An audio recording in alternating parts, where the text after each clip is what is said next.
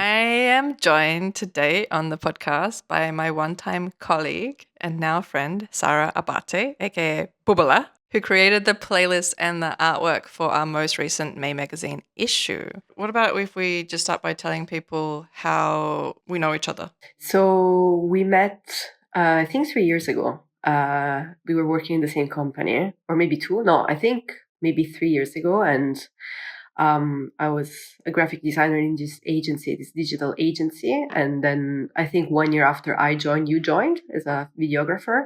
And we started working on the same team, which was really fun. I have really great memories. This is something that I've realized after 8 years in Berlin. The most precious thing of all the jobs that I've done here was meeting certain people. The greatest aftermath. Right? Yeah. Like I feel like who you work with is a big part of, making your job life, work life good, Yeah. Absolutely. And then it's the community that you create around yourself that shapes also the future of your career in a way. But also, I think this is the special thing about this city, that it's just full of very interesting people from all over the world with so many different backgrounds. So it's always very, very interesting just to have a cigarette break with someone and get to know so many things that you wouldn't otherwise. I agree. I feel 100% the same way as you. So you were in the graphic design team, and actually, I'm not really sure. What is your background? Like, what did you study graphic design or anything like that, or did you? So I didn't, and not because I wasn't interested, but because I didn't think it would have been my path. So when I had to make a choice about which university to enroll to, all I wanted was to get out of South Italy, Caserta, Marcianise, where I come from, which are quite small cities. Not being a hater, but it wasn't where I was supposed to be, let's say. So all I wanted was to go away. So I enrolled in a university in Napoli where I could learn foreign languages. So I learned German and English, and it got me the Erasmus program that got me here in Berlin. That's why I'm here in Berlin. I won a scholarship to study here. Ah, Yeah. no way. I never knew I that. studied at the Freie Universität for a semester, and then I basically never went back to Italy. Okay, really? Yes. And you just like stayed. You loved it, and you stayed. I just stayed, and it wasn't even like, okay, I'm gonna stay here. I just never bought that ticket back. And by the way, if you've never been to the Freie University, the library is fantastic. Really? It's actually, I think it's an architectural kind of very important thing. Like, it's on architectural book. It's called the Brain. It's this huge sphere with all this beautiful, super long circular desks all around it, and it's beautiful and quiet. There is also free Wi-Fi. If you're not enrolled at university, you can still go there and read and work, and I suggest you visit. Yeah, nice. And then how did you from there, then how did you get into graphic design? Well, it wasn't really a conscious choice. It just came to me because I think I was just destined to do this at some point, but I always fought it. I was kind of scared. This is the thing. Like, when you love something deeply, sometimes it's easier and more comfortable to just dream about it and be like, I could do this, I could do that, and just not try to actually do it, because you can actually risk to find out that you couldn't do it. So it's better to just like think you could do it and just live with that like plan B or like alternative reality in your head. And that's what I wanted to. The fantasy. Exactly. And so since I have a massive respect and a massive, how would you say, love and recognition, and from the people who actually do art and graphic design, I never really thought I wanted to get in, because to me, it's just like this amazing community, the higher standards of creativity and imagination. And it's just something that I still look with extreme admiration, right? So for me, it was like, no. I just want to have it there, and I want to look it from afar and just enjoy it silently, quietly. But then I started working random jobs here in Berlin because, of course, I needed to pay the bills. And I started working in this Brauerei, this brewery. And I was working there. And when the bar was kind of dead and quiet and no one was there, I just started redesigning the menus and the toilet sign and the new beer sign. And I just couldn't help it. It was just the way I would feel my... You're like, I can't help it. This is offensive to my eyes. Oh my God, yes. With no presumption whatsoever. Just to pass the time. And then Max, my boss, really liked it and he put me onto it. And then at the same time, I also found another job, a part-time job in this supplement company. And there I was in charge of the operations. So I was in charge of the Excel files with the amount of product that we had, the expiration date. I was in charge of the team that was putting the product together. I was in charge of paying the team and training the team. And it was a shit show. Like me, Excel file, little boxes with numbers inside. I really messed up a lot. That's hilarious. But then you also changed from that position in that job, right? Then you also went from that to designing as well, or what happened? Yeah, I basically realized I just couldn't fucking do it. And I was like, you know what? I'm just going to try this. I'm going to try to make it happen. If it works, fine. Otherwise, whatever. I have to give it a shot because it was the only fucking thing I could do. And it was the only thing that I like to do. So I was like, you know what? Why have to fight this urge? Let's just do it. So I went to my CMO, Rosa. And I always had my sketchbook with me because, again, in my free time, I would sketch. And I showed to her my drawings. And I was like, you know what? If you need any help on social media, this is what I can do. And so she put me in charge of social media. And then I met my first design mentor, which is now sitting across from me, that flew in from Valencia very casually. She's here. She basically taught me everything. And now I'm here 4 years later. Oh my God. So yeah, that's amazing. That's how I started. Yeah. Cool. Yeah. As you were talking, there was something about, you were saying this great respect that you have for, this design community. And it got me thinking about another question that I'm going to come back to and ask you later about, how that world works and how you feel inside of it.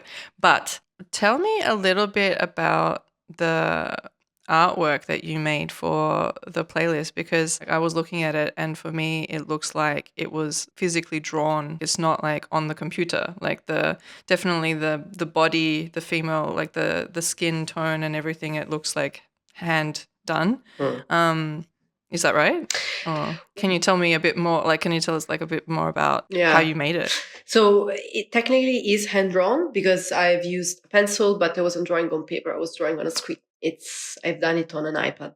Okay. Yeah. And by the way, that's the last thing I drew on that iPad because I lost the fucking pen. I don't know where it is. But yes, just as a funny story. Yes. I started illustrating. So I've always loved the raw feeling of a pencil on a piece of paper. And that's something that actually pissed me off about the iPad, that it's a flat surface. So basically the pencil just like slips on it and it's a completely different feeling. Even though I learned that you can buy some sort of like rough tips that you can put on top of the pencil to get kind of you can buy them to get, what's the name in English of the like the friction exactly. But yes, it's a digital drawing, if you can say that. And I just went back to what I like there was no brief for once. So since my job is to actually visualize stuff for other people, when you asked me for this and you gave me no brief, it was of course an amazing opportunity to do for once something that I wanted to. And so I went back to a very, very simple, realistic drawing, like just a picture. Is it a bit of a self-portrait? Because like it looks like it's you in the girl that's like, shaving one leg, has like one different shoe, other different shoe, and then there's the other party girl, clearly, like, with the long nails and like, I hate to admit this, actually. I really hate it because I don't want people to look at this and think about me. I want people to look at this and try to see whatever they can see in it, that they can relate to. Like, that's what art is for, right? But to answer your question, it is me on the floor on the right side. And it's a me that I had to say goodbye to this summer after something happened in my life, basically. And that's my bathroom. That's my bathroom. And something I really want to give a shout out to. On the floor, you can see a vinyl. Let me get it. I don't have the edition that you can see on the bathroom, but you can kind of see it here. I would love to give a shout out to this vinyl. It's from Sky H1. She's my light at the end of the tunnel. I'm not gonna say, because regardless, people are gonna listen to it, have their own opinion. It's like when people tell you, oh, I've seen this movie, it's fucking amazing, and then you watch the movie. For some reason, it's never really fucking amazing. It's like very rarely your perception. I know what you mean. Right? Yeah. The expectations become so big, and then it's like, yeah, it's good, but I don't know if it's my favorite. Exactly. It happens to me all the time, because exactly the expectations are so big. So I don't want to give it away, but this album basically saved my life in the last 2 years. It's insane. Wow, it's okay. Motion. The name of this release is called Motion from Sky One, and it came out on Pan, which is an amazing label. Yes, I think I put a piece from this track on Petrichor, which is the... By the way, in my mind, every time that I say the title of the playlist, I say, and I think it's because you're Italian, and I know you're Italian, even though you do not say it this way, but I'm always like, Petricore. No. In my mind, I always am like saying it like How this. How you say it in proper so English? Funny. And then well, I mean, this is not, I don't even know this word. I think that's why I'm like just making up like something, because I'm like Petrichor, like I'm like, but I didn't know what it meant. I also never heard someone using that word in a sentence. That's true. Like, it's not a conversational kind of. And what is it? What does it mean, actually? It's the smell of rain. That's Petrichor. Oh, it's so nice that there is a word. I know.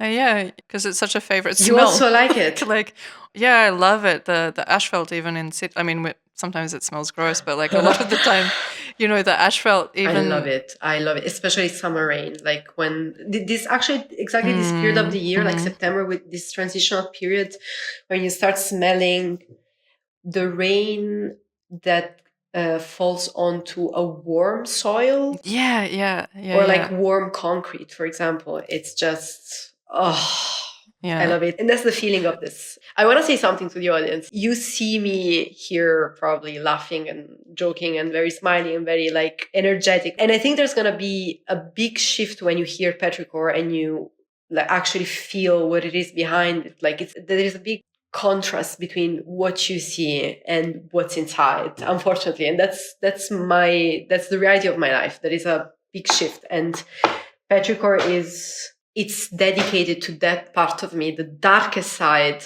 of me, and to everyone else, especially people. And I don't know if I can find any. I've never found any in my life. And I wish I can meet someone people that feel extremely uncomfortable in summertime, that get summertime depression.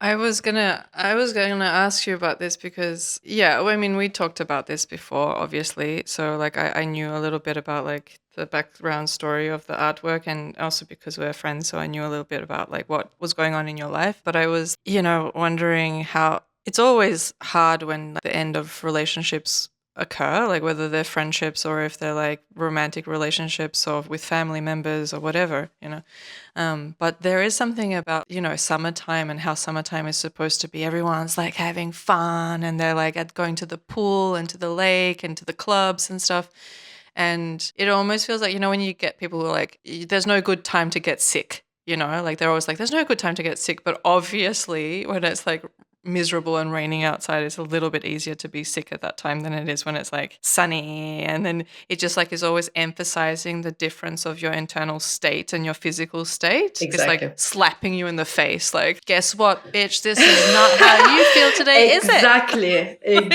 100%. But I want to also say this is not just about the heartbreak, because I feel this way even when I'm in a happy, healthy relationship. It's just summer. It's a slap in the face. To me, it's such an aggressive season.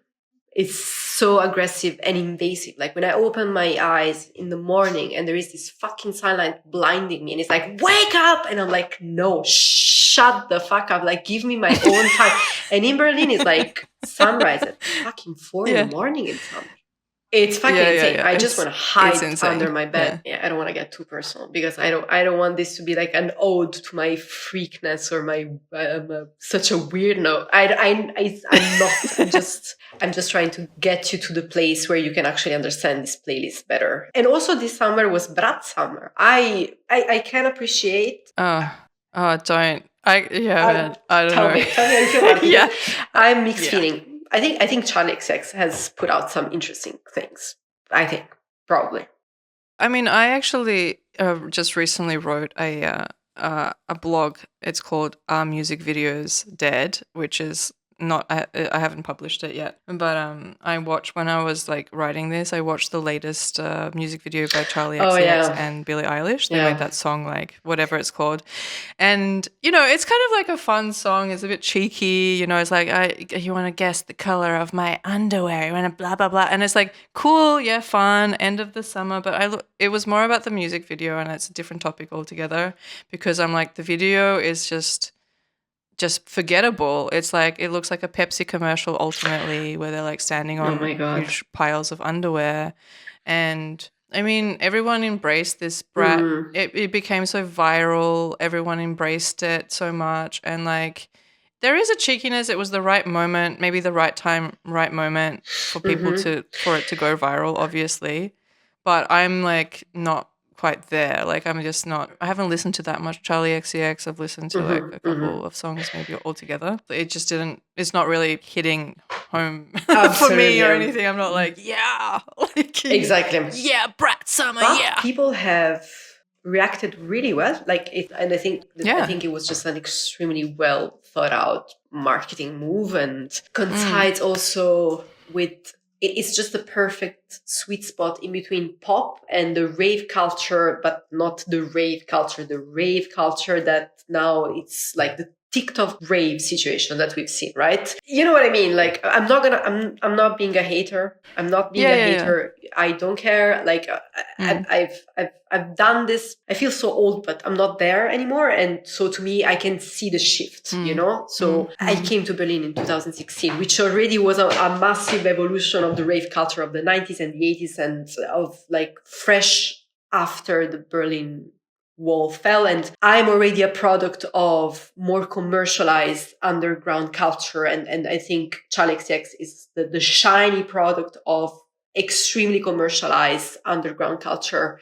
but it worked. Yeah, listening to your playlist was definitely not the vibes of like a happy bratty summer. But I told you as well that I listened to your playlist like a lot of times, and it was really I loved it. Like I love the playlist a lot, and I personally wasn't going through anything this summer that was like emotionally devastating, but I guess I probably, like you're saying, like it's not even about that. Sometimes it's just like part of you. Like I have many sides of me, and I don't know. Sometimes I'm okay with diving into my darker emotions and my darker feelings and the multiple feelings that you have, So I don't know. It really resonated somehow with me. I think. Thank you, by the way. It's nice to hear that.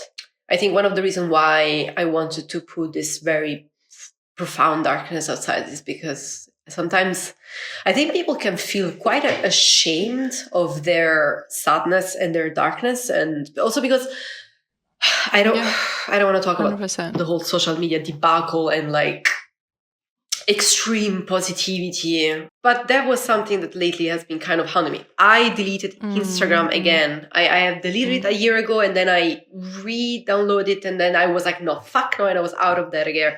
And I don't know where to start. This is a very big conversation. And I don't want to be a naysayer, because then you go on Reddit and it's the absolute opposite, right? Oh, yeah. That's a vortex of itself, exactly. So I'm on the UX design Reddit group, and I want to kill myself. Every time I'm on there are people like, I've been laid off today. And it's someone else is like, oh, this is the 150 application that I send out and no one is even calling me for interviews. And another one is like, oh my God, the salaries in UX design field is going to the So is there a middle ground? Let's say that Petricor is right in the middle, because Petricor it's a bit of a journey. And there are also peaks of healthy rage and peaceful contentment. That's a good way to, I agree. I would agree with you, yeah. Okay, let's go back to graphic design a little bit more as well. I wanted to ask you, what do you love the most about being a graphic designer? Like, what's your favorite part about it? Also, before we go into that, actually, I know a lot of people know the difference between this, but I was thinking maybe you would be a good person to just officially say what the difference is. But what's the difference between a graphic designer and an illustrator? Oh, okay. So graphic designer, basically, it's a very broad terminology anyway, because it's about, as a graphic designer, you have to be able to deal with typography, you have to deal with packaging design, you have to deal with web design, you have to deal with mostly creating a product that needs to sell something or just to convince the audience to take an action. So it's art. It's art that is made to create an action from the other side. And illustration, it's like just a little slice of it. So as a graphic designer, you can illustrate and you can also implement illustrations into the whole thing, but the graphic design is definitely, it has a very precise purpose, and the purpose is usually to make someone make money. Then what's something that you love about being a graphic designer? I could give you the LinkedIn answer. I'm not going to give you the LinkedIn answer. I'm going to give you the Reddit answer.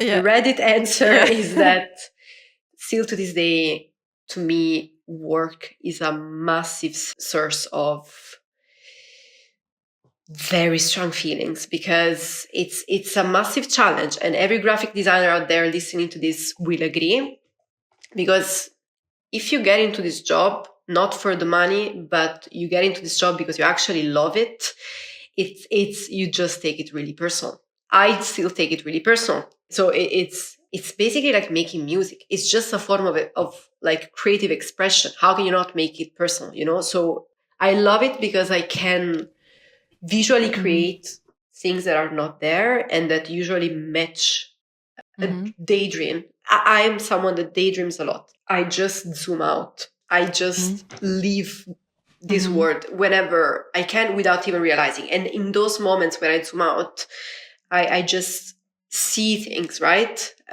Especially listening to music. There are whole movies playing in front of my eyes. And that's why I love train rides, because it gets so...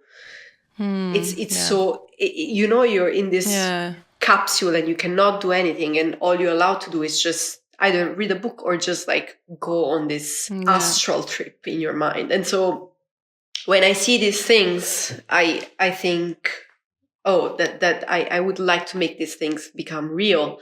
Yeah. I know I haven't replied to your question. I don't know what I love about it. No, but you did, you know, like you definitely... Okay. I can see how like being able to conceptualize something that isn't there until you make it is like it's a big deal, and a lot of people can't do that. So like it's why it's so beautiful to be able to see or be around people who can, you know, make an idea come to life. I had a lot of my job as a cinematographer making videos was somebody else's directing, but I'm like literally like have a camera and I can, this is kind of the same, like make a person's eyes and vision come to life for them, which they can't do themselves, you know, or haven't trained themselves to do or whatever, you know. Yeah, so I feel you. I was like also starting off like, nice. I started off with, what do you love the most? Because the next question I wanted to ask you about is what do you struggle with the most, particularly when it comes to being a graphic designer? So there are two things. First of all is when I have to work with someone that doesn't, like, for a business that I don't believe in. So for example, many times I have bumped into gigs for crypto platforms, right? Wow. Yeah. How inspired can you be for a crypto platform unless you believe in crypto? But for example, projects like this, you know, like I don't like it. Then of course, if you have to pay the bills, you need to just be flexible with your projects. You can't always be as lucky as someone who works for Ecosia or like a nice brand that works towards a better word. You know what I mean? Yeah. Totally. And then another thing I hate is just that everyone has a fucking opinion on what you're doing, even if they don't understand what you're doing and they're not designers. But I would never go to, I don't know, growth consultant or whatever, a data analyst, and go there and be like, you know what, actually, I would never, because it's not my, you know, it's just not my expertise. But with design, with everything visual, people feel like they have an opinion. But I mean, also, I don't know about you, but me, when I see a runway for the autumn winter Prada show, right, and I look at a gown and I'm like, oh, I would never wear that. But you know, it's just because it's visual and you feel like you are allowed to have an opinion. And it's fine to have an opinion, and it's fine to not like what I'm doing. But I am not an artist. I am a graphic designer, which means that if I use a color and if I use a font and if I use a specific layout, it's because there is a reason behind it and it's going to help you sell your product. You have to trust me. But it's part of the game to deal with clients that think they know better than you, it's part of the game. It will never change. They will never fully trust you.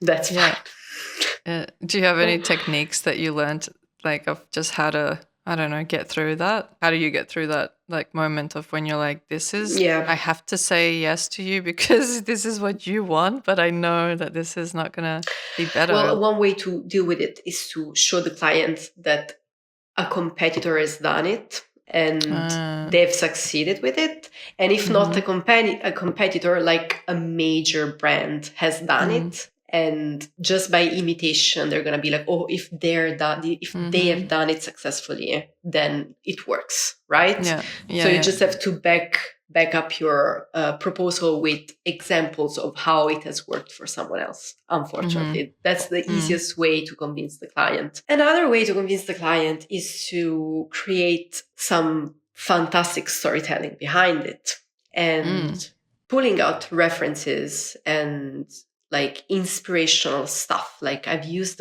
the color purple because Shakespeare used to say that, you know, like whatever, just like selling it in a way that makes them dream with you, right? Yeah. Those are my two ways, and they don't always work. Good. It must be like, I just imagine that it just must be that pretty hard feeling to even sometimes like to convince someone of something. Like, you know, I remember being at actually a conference that we were both at, but there was a talk going on and it was a design related talk, and it was about how do you, like, if you want to rebrand somebody, how do you get a brand's core, like, for example, their core color is, you know, blue or whatever, you know, want to rebrand and you want to go into red, like, you know, you want to go into like the opposite direction. And then the person was talking about like little tricks and techniques of how you get it ticked off, like you get certain things passed, and they were like saying, I remember, like, you don't just go from blue to red, you start introducing red subtly in different things until like it's gradually being ticked off, you know, like, so it's so funny. I really remember that, and I was like, wow, you have to be so like sneaky almost, you know, to be like how to get past all the like gates of no, you know. Absolutely. It's, you have to treat clients sometimes like they're like scared kids, right? Because but I mean, there is a reason for that, especially if it's a very well-known brand. There is a attachment to the identity of a brand, and you have to be careful with it, because it takes a long time to be recognized in the myriad of brands that are around. So for example, I just saw today, I think Pentagram did it, I don't remember, but PayPal just rebranded. And if you see the rebrand, who? PayPal, they just did a rebrand. Really? Yes. And I think it was. What Pentagram. Is it? I want to. Now I'm so curious to see. Well, this is the thing. Like, the colors are exactly the same as just the light blue has become a little bit like lighter and more towards the greenish mint kind of thing. And the double P, they used to have rounded corners. Now they have hard corners. Yeah. Hard corner. And when I saw it, I'm like, how do you explain that to the client? How do you sell that to the client? Because I think it was actually a really smart choice and I really like it. Yeah. But then how you pitch that idea to the client? How do you say to the client, you're paying me 20K for me to unround your corners? You know what I mean? Because how do you convince them that they're spending their money well and that's gonna actually improve their business? But I'm sure these big agencies have a way to do this, you know, like probably they have backed up from data and research but I wonder if like normal people, like people that are not into the design kind of realm, if they will even notice that the corners are now hard corners. I wonder. To be honest, I just looked at my app on my phone and I don't remember them being rounded before. So I didn't notice that. Yeah. I was like, oh, okay. I can see that they're hard corners on the bottom of the P's, but Let I'm me like, see. Don't remember them being rounded before. Really? So, I just want to add so that no one gets, I mean, not that whatever, but there wasn't just the rounded corner thing. Yes. Like they also did something else. Like, Okay. Just to make that clear. Okay. Yeah. Now I want to go back to this question that I kind of, you brought up in the beginning and it's something that I had written down and I wanted to talk to you about. And it's, how do you deal with the design scene? Because from my observation, online and IRL, you know, it can be both a clicky scene and really competitive, especially like online. You know, these online judgments, like basically, obviously Instagram became like a portfolio place for creatives where people are just putting their it. And then you go on and you have this like quick glance of someone, like what does their feed look like and then how many followers do they have, you know? Like and just obviously it is a scene as well. Yeah. So how is this? How is it navigating through that and like how do you feel about it all? Honestly, I'm not navigating it, to be honest. I'm not even trying. Like I can do it. I just can't do it. I can't. As I said before in the very beginning of this call, and I'm not trying to be like, oh, I am too pure-hearted for this. That's not what I'm saying. But to me, relationships are not transactional. I can't do it. And I get really uncomfortable when I'm trying to go in that direction. So for example, last Saturday, I went to a birthday party, right? My closest friend. And I know that circle is very like businessy, like very like career oriented people with like bright, shiny careers. And now that I'm kind of on the hunt and I don't have a defined path because I'm kind of transitioning into something different, I feel a bit like, anyway, it's a different conversation for me now. It's just a little bit uncomfortable because it's very blurred. And then my mother was here. She was like, Sara, just go. It's going to be fun. And who knows who you're going to meet. And crazy. I entered the house and there was this guy standing in the kitchen and looked at me and she was like, oh, by the way, you two do the same job. And I turned around and this guy is the product lead designer at Vinted. Massive position, right? Yeah. And so we talked and there was this little devil on my shoulder and he was like, Sara, just try to get into it. Like just try to, you know, like to get him to like you. So the next open position at Vinted, you can just like jump right into it. And immediately I got stiff and I got weird because I felt like I had my hand in his pocket, you know, and I hate that feel. I hate it. It makes me so uncomfortable because there's nothing wrong in trying to create your own path through connection. That's how it works. And it's not just in design. It's in basically, I think it's in most, you know, it's not just design. I mean, in the art, in the creative field, in the art field, in the art world, it's wild, but it's real and it works. So I should learn to do that, to create opportunities out of relationships. But to me, silly makes me very uncomfortable. So I'd rather not know what job you do and have a normal conversation with you, because as soon as I know that you're in a super high position, maybe in the field that I like, I'm starting to get like, I start to bark and I'm like, oh my God, tell me more about that. And oh, wow, you're so fantastic. And I hate it. So just to answer your question, I don't know how to navigate it. I have many friends in the field, and I've also lost a lot of people, and I lost a lot of opportunities as well, because I didn't know, and I still don't know, the etiquette to it. You know what I mean? There is a certain etiquette, and I'm still learning it. So say that I've given up to the idea that my career will be mostly the product of my own talent and not of connections, because I'm not good at it. Period.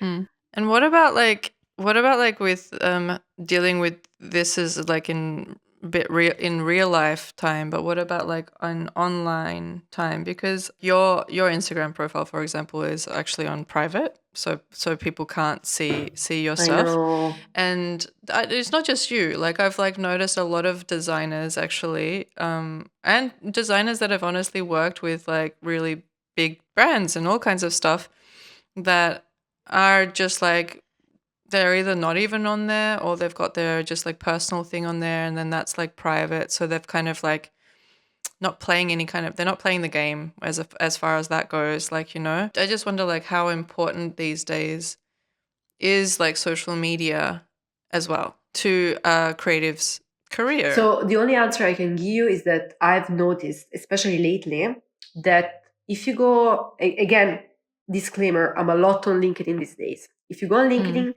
and you want to look for an artist portfolio, right? Usually there is a link. Most of the time that link doesn't work, right? Because it's expensive to keep up a website. Yeah. Then you search for them on Instagram, and they have an amazing Instagram feed full of their more recent projects. Yeah. So the ends, and I'm talking about successful designers, so people that work for like great companies or have a lot of fantastic projects. So automatically I'm inclined to think that Instagram is just easier, and it's it just gives you more visibility, and it's just apparently the platform to showcase your work. My Instagram is a mixture of personal and work, and so I'm going to keep it private, just because I want to be able to post my face or very personal moments without having a 60-year-old gentleman from Ohio looking at my ass, or at my friends, or at my house. I'm just a very private person. So, but of course that's not ideal, especially in the position of someone that it's.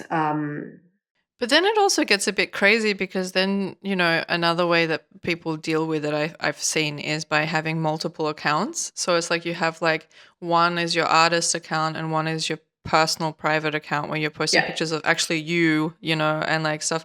And then I also find that so much upkeep. Yeah, like now I have to do this. And also it's just like there's something for me that's just like this punky attitude. I don't want to be a slave to Instagram where I'm not allowed to post a picture on my own feed of my face, and it has to be just of my work, like, so there's that as well. And I wanted to ask you, what do you think about this? Because I feel like maybe that like Instagram can be more of a space for like some creatives who are freelancers. So they really go for their Instagram being like the thing for their work, and besides their website and stuff. But I don't feel like LinkedIn is the space for people who are generally freelancers in their profession to advertise themselves. I don't see that many like creatives using LinkedIn as the space for that if they're happy with just being a freelancer. I don't fully agree, to be honest, actually. Yeah. So this is the thing. let's say a CEO or like a head of marketing, whatever, how are they going to use their Instagram? Because Instagram is not a portfolio platform. It's born as an entertainment platform, right? Yeah. Or even like a personal platform, but people go there to just clear their head after a long work day, right? So if I mean, that's my understanding of Instagram. Of course, again, many people work through Instagram, but LinkedIn, I think, is where you're supposed to probably put your work a little bit more if you're looking for especially corporate gigs. So if you're looking for that was the point that I was actually making, is I feel like in like LinkedIn is the space that you go when you're looking for a corporate gig, you know, but then like if you are looking to advertise like a corporate gig, if you are a CMO or someone of a corporate thing, and you're looking to hire like a really like, you know, a hot shit freelancer, then you're like going like, I'm gonna like find them probably on Instagram actually, or their website, or because they've been in It's Nice That or whatever, you know, like that's really probably true. There is this graphic designer that I've seen everywhere lately, and she does it's stuff that sells to big audiences, I think. And most of her projects are on Instagram. I think I think you can find more on Instagram than on her website, and she has like 85K audience, like followers.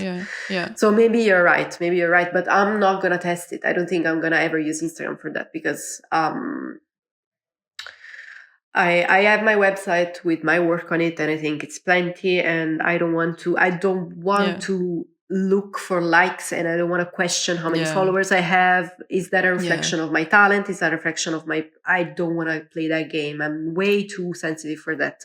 I cannot handle it. So I'm going to keep it kind of personal. I'm going to post something there for my friends to see. And I'm probably never going to make a shitload of money, probably because of that reason. But this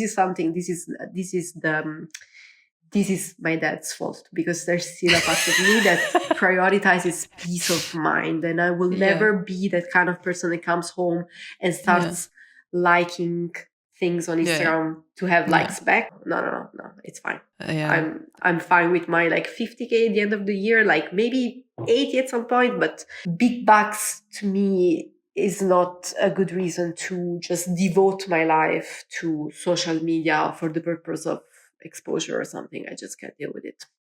Yeah, no, I feel you. I totally get that, but it's just it's an interesting space. I just want to add something. Not judging people. I'm not judging anyone that actually enjoys using Instagram for like career purposes. Actually, I think there are people that really enjoy sharing with the world their work because they're proud of it and they have fun making reels. I think that there are people that actually enjoy it. So like more power to them. But it's I think they're built differently, and then there are people maybe like me and you that you know what I mean? It's hard because it's just such an unhealthy space, really, ultimately. There's nothing like that. It's like it can. Well, I mean, I think the system of just likes is like pretty built on an unhealthy dopamine level that they've researched and say is released when you get likes and stuff like that. So, but having a platform where people like share art and share their stories and stuff is, you know, you can't really be like, oh, that's horrible. Like, you know, what it's maybe become over the years is what it's become. And I think I couldn't, you know, honestly, it's pretty hard I've never found anybody within my friendship circle that is like pro any, you know, like I haven't found many people that can be like loving online existence. Bottom line, it also depends what you're looking for, right? Because if you're looking for validation, then you're fucked. You're absolutely royally fucked, because there's always going to be a moment when the likes are going to be down, just because it's an algorithm at the end of the day. So you have no control over it. So if you're looking for validation, I'm sorry, because it's a rough one. It's a rough one. But yeah. Okay, cool. Last question now. And the last question for today is, what is the last song that you listened to? So before jumping into it, a preliminary remark. There's not something that I've just listened to, but music just goes on and on and on in my house all the time. I told you about that. Even at night, it's just constant. So I start with a playlist or an album, and then luckily Spotify has gotten to know me quite good. So the algorithm just goes in the right direction usually. And it's also a great way to learn new things. And so there isn't a song that I played, but one of the latest albums I've re-listened to, which is an evergreen, is R.I.P. from Actress. One of my favorite songs is Jardin. So that's definitely something I would love to close this conversation with. Nice. And one last question for me too is like, what is this background photo that you have? So this is my inner soul, basically. Like, this is how it looks like. I know it looks very dramatic, but if you can open me up and come in, this is it. It's so how I found this. Yeah. I am a part of a subreddit which is called Liminal Space, and this was posted there. This is a petrichor kind of situation, by the way. This is why it's here. This is a petrichor vibe. To describe what a liminal space is. Yeah, what is a... I actually screenshotted something that I want to read. I think liminality is balanced on a thin edge between calming and peaceful on one hand, and eerie and uncanny on the other. Not frightening, but rather sadly weird. Forlorn, lonely, and surreal. This is liminal space. It's such a massive thing. The whole concept of the back rooms of this very empty, non-descriptive architectural spaces where it's Google it. It's very interesting. I love it. I just put it. I Googled it now, and it's just like the photos that come up straight away are like so interesting. They're very eerie, and there's definitely like this empty, abandoned feeling about them. Exactly. And there, unfortunately, I've seen many like video games that are based on liminality, but then they ruin it with like monsters jumping out of like doors and shit. And liminality is not that. It's not the cliche scary. It's just a feeling. It's just a feeling, and I think it's different for every people looking at it. And I think petrichor comes from this. So this is a ode to that, let's say. Yeah, it definitely it looks. Actually, the photo reminds me of a mixture of Berlin and somewhere in like Helsinki. You know, like Finland also looks a little bit, can look like this in the wintertime. Absolutely. To me, it reminds me of Russia a little bit more for some reason. I don't know why. I've never been there, but it gives me that feeling. But definitely winter Berlin, it's definitely this. And we love it just the way it is. Absolutely. And it's coming. So let's get ready for it. Well, thank you so much for chatting today. It was so nice to have someone like you on the Moody Monday podcast. And same. And it was lovely. Yeah. And we'll see you as well at the May pop-up shop that we're going to have on Wieserstrasse from the 14th of October until the 17th of October. And Wednesday night, we're going to also have a bit of a party. There's going to be some DJs. Sara may be one of the DJs. Would love to. Yeah. Nice. Fantastic. Thank you so much. It was so fun. Thank you too. Thanks everyone for listening. Until next time.